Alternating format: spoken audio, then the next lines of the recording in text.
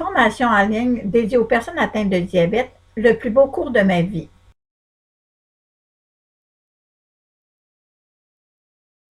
La deuxième capsule. Le contrôle glycémique est l'objectif visé. Dans cette deuxième partie, le contrôle de la glycémie et l'hémoglobine glyquée. Dans cette capsule, nous allons voir à expliquer les valeurs généralement visées des glycémies à jeun et après les repas. Nous allons déterminer la fréquence des contrôles selon le type de diabète et du traitement prescrit, expliquer les effets du stress sur la hausse des glycémies, décrire la manipulation et le fonctionnement du lecteur, expliquer les écarts hyperglycémiques et hypoglycémiques avec le registre manuscrit ou informatisé de glycémie, ce que nous appelons le journal de glycémie, expliquer la qualité du contrôle avec la valeur souhaitée de l'hémoglobine glyquée sur la prévention des complications microvasculaires, c'est-à-dire les petits vaisseaux, et macrovasculaires, les gros vaisseaux.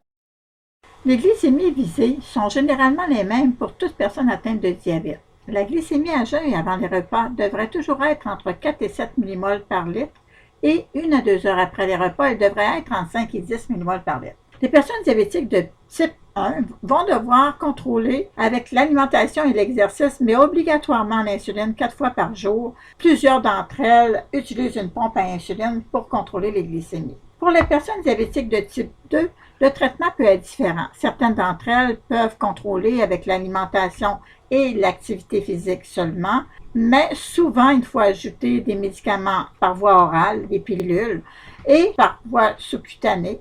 L'insuline peut également être nécessaire en injection seule une fois en soirée ou encore en multiples injections.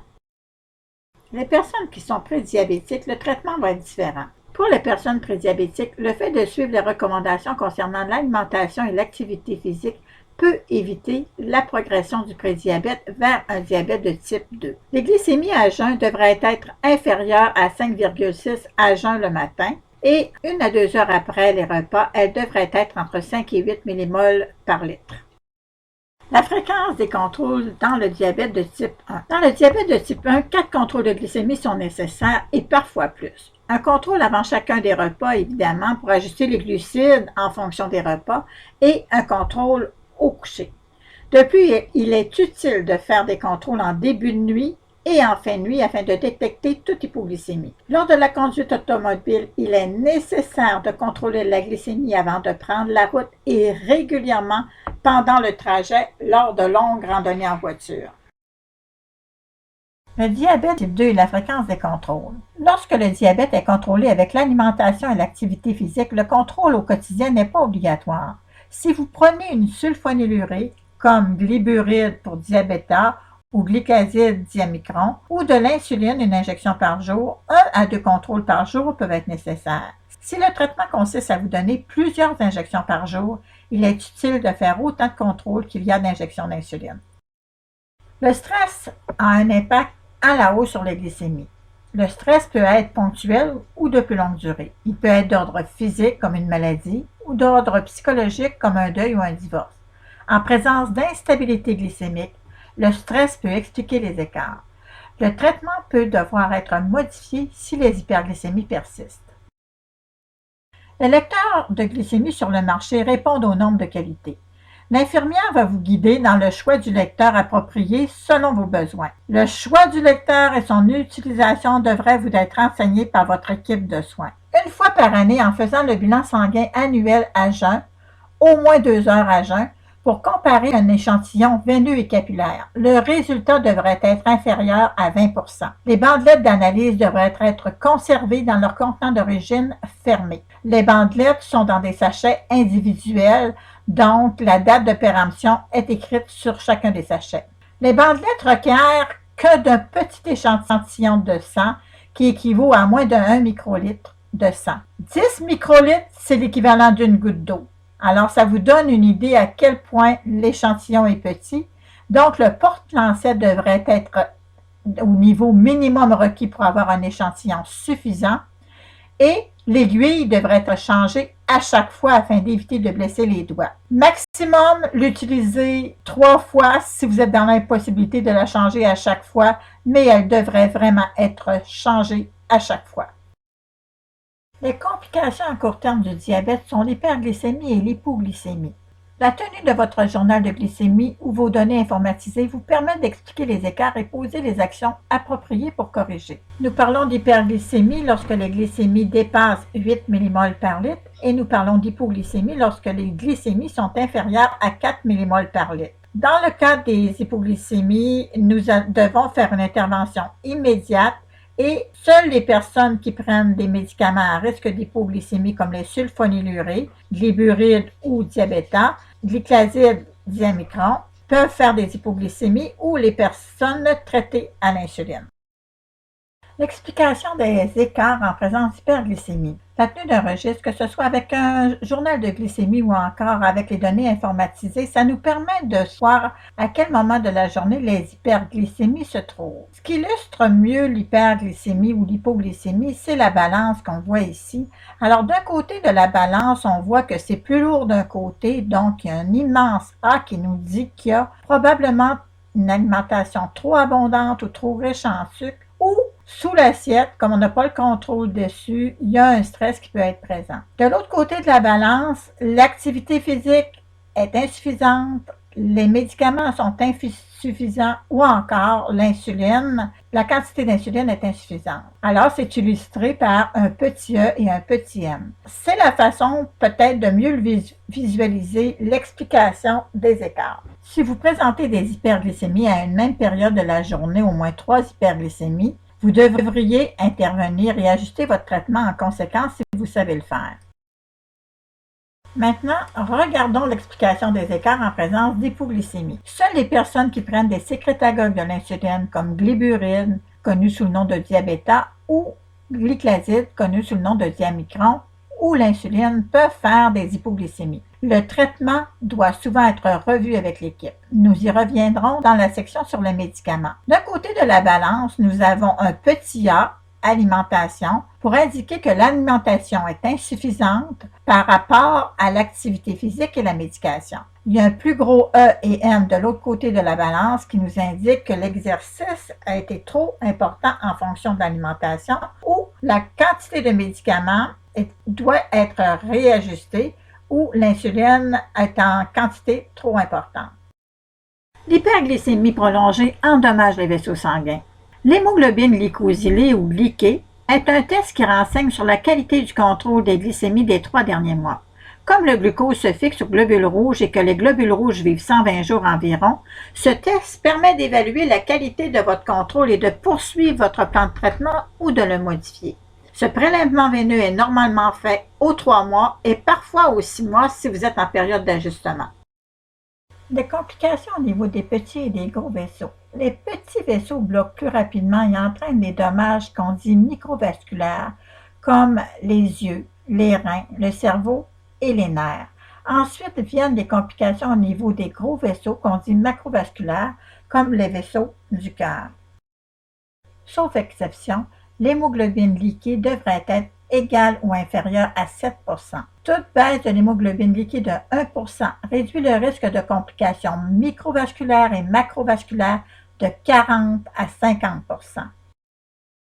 En terminant, nous venons de voir toute l'information que nous révèle le lecteur de glycémie, la tenue d'un journal ou la consultation des données informatisées des glycémies. La glycémie, c'est comme une photo que l'on prend à un moment précis de la journée.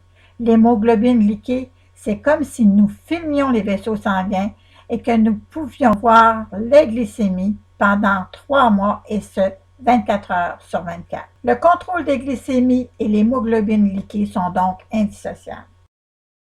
Cette deuxième partie, le lecteur de glycémie sur le marché québécois, est la suite du deuxième thème, le contrôle de la glycémie et les objectifs visés. Le lecteur de glycémie sur le marché québécois. Cette capsule vise à vous présenter les lecteurs de glycémie disponibles afin de discuter avec votre équipe de soins de celui qui convient le mieux à vos besoins.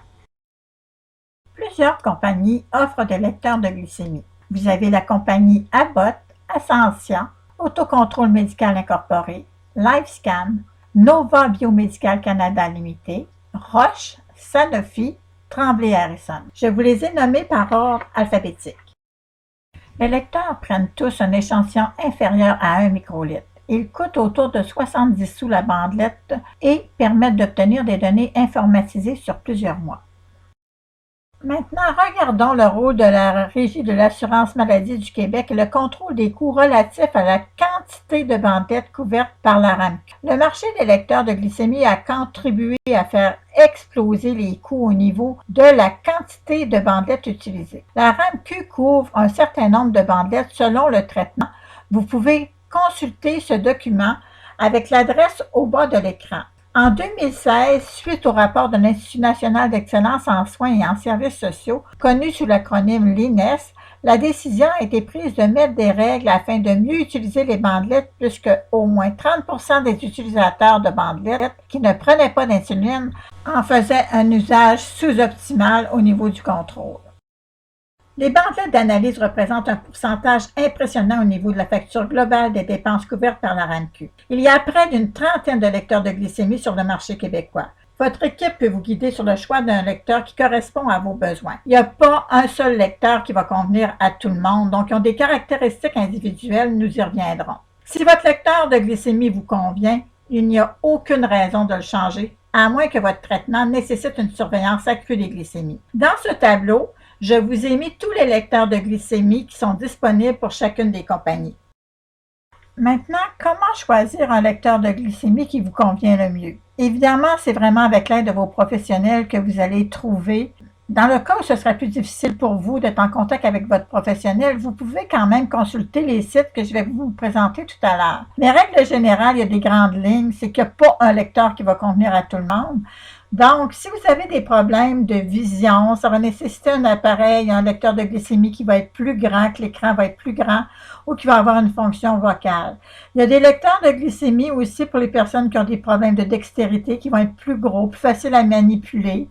Puis vous allez avoir aussi des lecteurs qui sont plus discrets, qui sont guère plus gros qu'un démarreur à distance. Puis vous allez avoir des patients qui vont avoir besoin qui ont des traitements à l'insuline en multiples injections. Donc, il y a des lecteurs qui ont des fonctions de cétonémie, des fonctions de lecture en continu. Ou encore, si vous avez une pompe à insuline, il y a certains lecteurs qui vont communiquer les résultats directement à la pompe à insuline. Puis, si vous êtes très, très porté vers l'informatique, sachez qu'il y a des lecteurs qui vont transférer vos données à votre téléphone intelligent sans que vous ayez besoin de faire aucun branchement à votre ordinateur parce que la plupart ils ont des liens avec soit un port USB pour brancher à votre ordinateur ou encore, il y a des lecteurs qui vont transférer vos données directement sur le cloud. Ça fait que c'est toutes des choses que quand on fait le choix d'un lecteur, c'est des composantes. À peu près toutes les compagnies offrent différentes variantes pour répondre à ces besoins-là. Donc ici, je vais vous présenter les lecteurs de glycémie en ordre alphabétique comme fait précédemment. Donc la compagnie Abbott, vous avez le nom des lecteurs disponibles et je vous ai mis l'adresse du site au bas de l'écran. Et vous allez au niveau des produits et vous allez voir le lecteur de glycémie s'afficher à l'écran. Alors, vous allez seulement cliquer sur chacun des lecteurs de glycémie pour voir leur fonctionnalité. Parfois, il y a des tutoriels, parfois, c'est des textes écrits pour vous montrer le lecteur lui-même, vous le présenter. La compagnie Ascensia offre aussi plusieurs lecteurs de glycémie. Donc, vous allez à l'adresse au bas de l'écran. Et puis, quand vous arrivez sur le site, vous sélectionnez « Produits » et vous allez avoir tous les lecteurs de glycémie disponibles. Donc, en cliquant sur l'un ou l'autre des produits que vous voulez voir, vous allez avoir des démonstrations de chacun de ces lecteurs avec les particularités. Autocontrôle médical incorporé. Donc, sur le site que je vous ai mis au bas de l'écran, vous allez cliquer sur l'onglet « Produits » et alors vous allez être en mesure d'identifier les produits disponibles. La compagnie LifeScan offre aussi plusieurs lecteurs de glycémie. Alors, à l'adresse au bas de l'écran, vous allez au niveau des produits et ensuite, vous pouvez sélectionner chacun des produits et regarder ce qu'il vous permet. Encore là, vous avez des fonctions différentes pour chacun des lecteurs disponibles. Novo Biomédical Canada Limité fait un lecteur de glycémie pour la lecture capillaire, mais le lecteur permet aussi de lire la cétonémie avec une bandelette spéciale. Donc, ce lecteur, évidemment, la fonction cétonémie, comme je le disais précédemment, C'est une fonction qui est réservée surtout aux personnes qui sont à multiples injections, les type 1 évidemment, et certaines personnes de type 2 qui ont des traitements à l'insuline. La compagnie Roche. Alors, la compagnie Roche offre aussi plusieurs produits. Donc, en allant sur le site que je vous ai mis au bas de l'écran, vous allez faire le choix de la langue et puis vous allez cliquer sur Produits et vous allez pouvoir explorer tous les produits disponibles. La compagnie Sanofi offre des lecteurs de glycémie aussi. Alors, je vous ai mis à l'écran les lecteurs de glycémie disponibles. Alors, vous avez MI Star Plus, MI Star Extra et BG Star. Certains lecteurs ont des fonctions plus avancées. Alors, il s'agit d'explorer encore une fois sur le site pour voir celui qui convient le mieux. La compagnie Tremblay Harrison. Alors, la compagnie produit 2 lecteurs de glycémie. Vous allez sur le site et puis vous allez au niveau des produits pour voir les produits disponibles. Alors, je vous ai mis ici les produits disponibles. Ce qui est important de savoir aussi de cette compagnie, c'est que Oracle est le seul lecteur de glycémie qui a une fonction vocale. Donc, c'est très important pour les personnes qui ont des difficultés visuelles. Pour les non-voyants, la fonction vocale est dans les 2 langues, en français et en anglais. Quel lecteur de glycémie devrais-je choisir si j'ai un traitement à l'insuline? Toute technologie est efficace dans la mesure où l'engagement de la personne diabétique est au rendez-vous en collaboration avec l'équipe soignante. Donc, dans ce qui suit, je vais vous présenter les différentes options disponibles, mais tous les outils mis à votre disposition nécessitent un engagement de votre part. Ça ne remplace d'aucune façon l'enseignement que vous allez recevoir de vos professionnels pour atteindre vos objectifs glycémiques. Maintenant, lorsqu'on parle de traitement à l'insuline, c'est une toute autre histoire quand on arrive pour conseiller des personnes diabétiques dans le choix du lecteur de glycémie. Évidemment, si la personne diabétique de type 1 n'a pas accès à une pompe, elle va sûrement avoir besoin de fonctions plus avancées au niveau d'un lecteur de glycémie. Il en est de même pour les personnes diabétiques de type 2 qui sont traitées aux multiples injections, qui ont des caractéristiques particulières comme la non-reconnaissance des symptômes ou encore faire des hypoglycémies, avoir déjà fait des hypoglycémies sévères ou quelqu'un qui s'entraîne beaucoup et qui a beaucoup de variations au niveau des glycémies. Alors, vous pouvez avoir aussi la patiente qui n'en peut plus de faire des glycémies capillaires, elle a mal aux doigts, elle veut vraiment avoir un lecteur de glycémie en continu.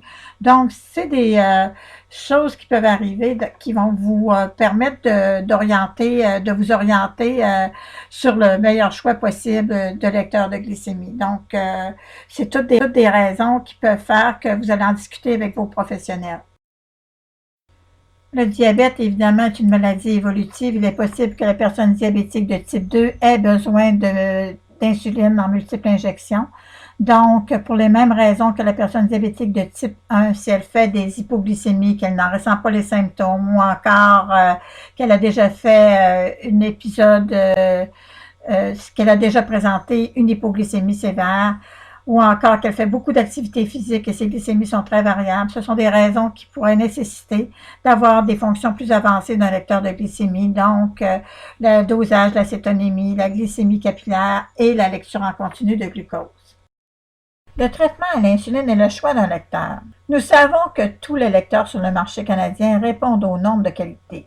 Sauf que pour le traitement à l'insuline, il faut être en mesure de trouver des données importantes. Ce n'est malheureusement pas tous les lecteurs qui permettent ces fonctions. Il va toujours falloir savoir reconnaître l'effet de l'activité physique. Suite à l'activité physique, il est possible de faire des hypoglycémies et des hyperglycémies. Les hypoglycémies et les hyperglycémies de rebond, on sait que pendant la nuit, suite à une hypoglycémie, il est possible qu'il y ait une hyperglycémie de rebond et ensuite les hyperglycémies matinales, ce que nous appelons le phénomène de l'aube. Aucun lecteur sur le marché, s'il n'a pas la fonction de lecture en continu, est en mesure de déterminer ces écarts et de faire la distinction entre des vrais hyper et des réelles hypoglycémies. La compagnie Abbott produit le lecteur Freestyle Libre. Il est muni d'un dispositif de lecture en continu approuvé par la RAMQ. Il est possible avec ce lecteur d'utiliser des bandelettes ordinaires pour la recherche de glucose et il est possible aussi de faire la lecture en continu. Il possède aussi une bandelette spéciale pour faire la recherche de cétonémie. C'est le seul lecteur de glycémie actuellement accepté par la RAMQ. Il y en aura sûrement d'autres si l'INES en fait la recommandation. Si vous répondez à certains critères, votre médecin fera une demande à la RAMQ. Le Freestyle Libre est approuvé au Canada pour les personnes de 18 ans et plus ayant au moins 2 ans d'expérience dans l'autogestion du diabète. Si vous êtes couvert par la RAMQ, il faut répondre à certains critères de base ainsi qu'aux 3 suivants pour avoir droit au remboursement. Il faut prendre au moins 3 injections d'insuline par jour ou être sous pompe à insuline. Avoir déjà eu des hypoglycémies fréquentes ou graves, donc perte de connaissance ou avoir eu besoin de l'aide d'une autre personne. Personne qui pourrait bénéficier de surveiller sa glycémie au moins 8 fois par jour. Maintenant, regardons le coût des dispositifs de lecture en continu. Chaque dispositif de lecture en continu coûte 89 $ et les honoraires du pharmacien sont fixés entre 8 et 10 $. Votre pharmacien vous donnera les informations sur la couverture si vous avez une assurance privée. Au bas de l'écran, je vous ai mis un lien utile si vous voulez avoir plus d'informations à ce sujet. Voici pour le Freestyle Libre les caractéristiques générales. Le lecteur est offert gratuitement par votre pharmacien. En revanche, pour les dispositifs de lecture en continu, vous devez répondre à certains critères établis par la RAMQ. Rappelons que les capteurs, une fois installés, permettent de faire la lecture en continu pendant 14 jours. La lecture avec des bandelettes d'analyse est aussi possible. Et finalement, la lecture de la cétonémie avec une bandelette de cétonémie est également possible. Le traitement à l'insuline avec pompe à insuline. Certaines personnes diabétiques de type 1 et de type 2 traitées à l'insulinothérapie intensive ont des pompes à insuline avec lecteur de glycémie intégré à la pompe. Ces personnes doivent avoir un enseignement d'une équipe spécialisée au niveau des pompes à insuline. L'évolution des technologies permettra sans doute d'ajouter de nouveaux systèmes en complément ou non aux pompes à insuline. Vos professionnels de la santé en seront avisés. Je vous remercie et bonne continuité. Vous pouvez maintenant passer au 3e thème, les saines habitudes de vie.